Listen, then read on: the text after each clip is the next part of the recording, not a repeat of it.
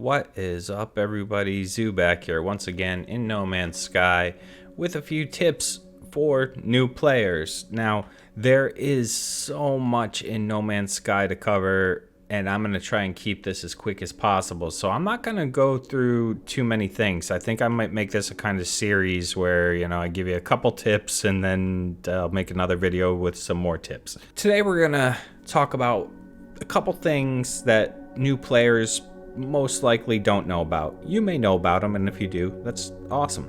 But if you don't know, this video might help you. Now, what I wanted to talk about is simple, but cool, is naming. Did you know in No Man's Sky, you can rename almost everything? So, for example, this storage locker is called Glitches Fun Stuff. Now, if I click the pencil, I could rename it to something else. So if you go to your storage lockers, I'm on my freighter right now, and that's why they look a little different. If you've never seen this is what they look like on a freighter, but they operate the same way. But yes, you can rename these. You can rename every animal, plant, rock, everything you scan on a planet. You could rename the planets. You could rename the star system. So you could rename your freighter. You could pretty much rename everything. You could rename your ships. That's why I have, the Blazing Yoda. It's one of my ships. So you could rename your ships. And it's all done the same way, like through the pencil icon. Anytime you see the pencil icon, you could rename. However, this button here to upload, this is an important one.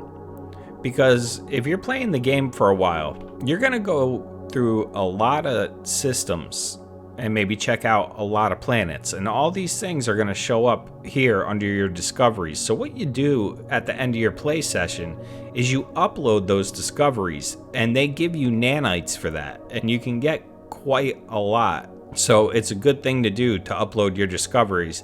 But take note, after you upload, you can't rename them.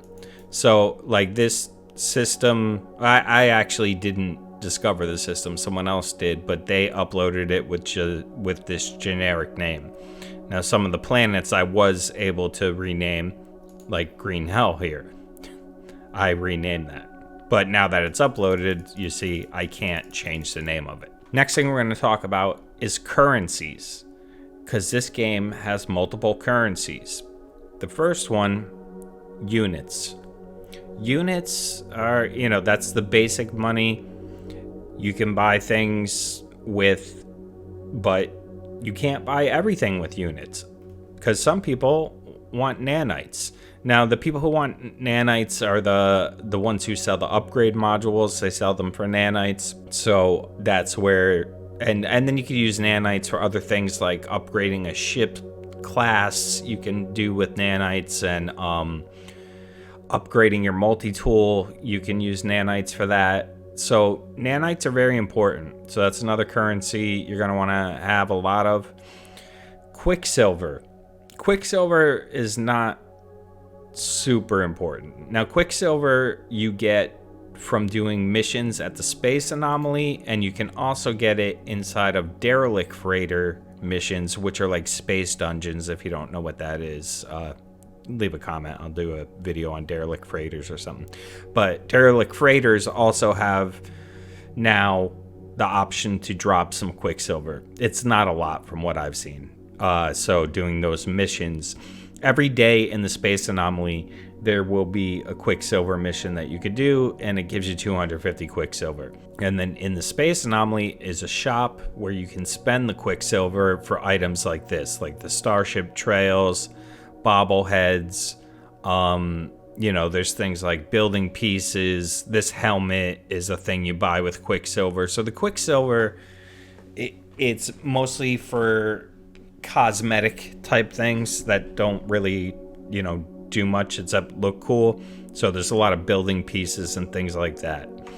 Now the other brand new currency is this Tainted Metal. Now this is used at the space stations to buy things from the scrap dealer. It can also be used to turn into nanites.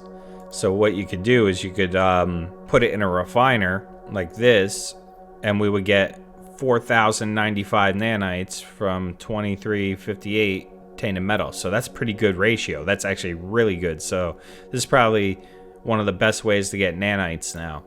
One other thing I wanted to talk about just in this, since you're a new player, is this game does have a lot of bugs and a lot of exploits.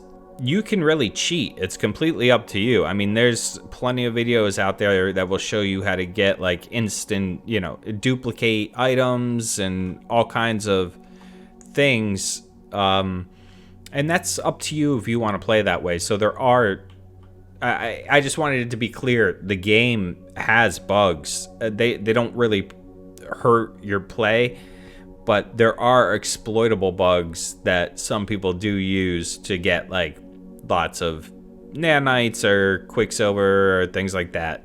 Now, do I use them? A couple of them. Depends. If I feel it's justified, then I use it. If I feel like it's just straight up cheating, then I don't use it. But just so you know, if you, because it's the type of game you play the way you want to play it. So if you do want to play that way, you definitely can. I mean, they patch the bugs out every once in a while, but some of them have been there for years from what I understand, like the duplication ones and stuff like that. So that is part of the game. So there's quicker ways to do some things. Let's leave it at that, because I think that's enough for now. And hopefully you didn't know about those things and that helped you out. If it did, give it a thumbs up. If it didn't, give it a thumbs down and tell me what you would rather hear me talk about, and I will make a video about that. And yeah, if you really liked it, you could subscribe. I would really appreciate it. Wow, guys, you've been awesome. You've really been supportive. I haven't even been doing this channel that long, and I think we're almost at 100 subscribers. That's a milestone. So thank you so much. I appreciate it very much. All right, I'll see you in the next one. Thanks so much for watching. Bye-bye.